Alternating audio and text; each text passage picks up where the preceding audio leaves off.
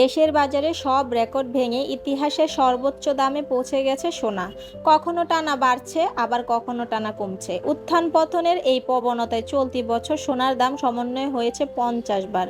এর মধ্যে 34 বার দাম বাড়ানো হয়েছে আর কমানো হয়েছে 16 বার। স্বর্ণের দাম সাধারণ মানুষের ক্রয় ক্ষমতার বাইরে চলে গেছে, জানিয়েছে সংশ্লিষ্টরা। বলছেন, বিশ্ববাজারের অস্থিরতা চলতে থাকলে স্বর্ণের ভরি 2 লাখ টাকা ছাড়িয়ে যেতে পারে।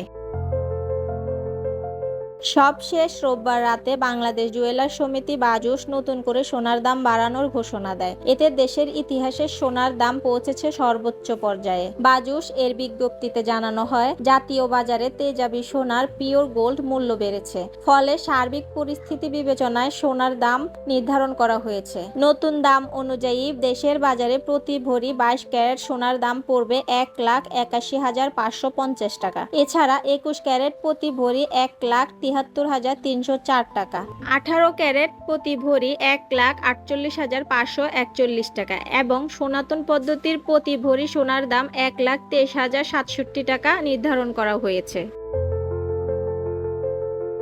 কেন বেড়েছে দাম? বিশ্ববাজারে সোনার মূল্য বৃদ্ধির পেছনে রয়েছে একাধিক কারণ। ভূ রাজনৈতিক অস্থিরতা, বৈশ্বিক অর্থনৈতিক মন্দা, আমদানি শুল্ক বৃদ্ধি এবং আন্তর্জাতিক বাণিজ্য নিয়ে অনিশ্চয়তা। সব মিলিয়ে বিনিয়োগকারীদের মধ্যে সোনার প্রতি আগ্রহ বেড়েছে।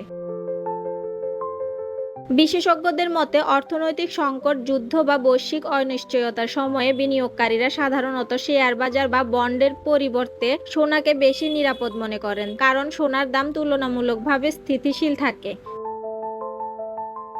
অস্ট্রেলিয়ান ভিত্তিক কেসিএম ট্রেন্ডের প্রধান বাজার বিশ্লেষক টিম ওয়াটারার বলেন, আর্থিক বাজার সবচেয়ে বেশি ভয় পায় অনিশ্চয়তাকে। তাই অনিশ্চিত সময়ে বিনিয়োগকারীদের প্রথম পছন্দ হয়ে ওঠে সোনা।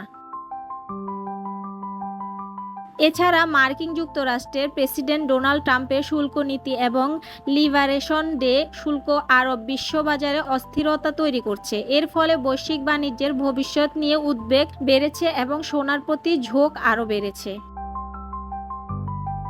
একই সঙ্গে ফেডারেল রিজার্ভকে সুদের হার কমাতে চাপ দেওয়াও সোনার মূল্যবৃদ্ধিতে ভূমিকা রাখছে। ডলার দুর্বল হলে বিদেশি বিনিয়োগকারীদের জন্য সোনা আরও আকর্ষণীয় হয়ে ওঠে, কারণ তাদের মুদ্রায় তুলনামূলকভাবে বেশি সোনা কেনা সম্ভব হয়। ওয়ার্ল্ড গোল্ড কাউন্সিলের প্রধান বাজার কৌশলবিদ জো কাভাতনি বলেন, বর্তমান বিশ্ব পরিস্থিতির কারণে মানুষ নিজেদের অর্থ ব্যবস্থাপনার বিষয়ে শঙ্কিত। নিরাপদ বিনিয়োগের মাধ্যম হিসেবে সোনার দিকে ঝুঁকছে। এ কারণে সোনার দাম আরও বাড়তে পারে। তিনি আরও বলেন, ট্রাম্প যেভাবে শুল্ক আরোপ করছে তাতে যুক্তরাষ্ট্রসহ বিশ্বজুড়ে মূল্যস্ফীতি বাড়তে পারে, আর এটি মানুষকে সোনার দিকে আকৃষ্ট করছে। ওয়ার্ল্ড গোল্ড কাউন্সিলের তথ্য অনুযায়ী গত বছর সারা বিশ্বে মোট 4,974 টন সোনা বেচাকেনা হয়েছে।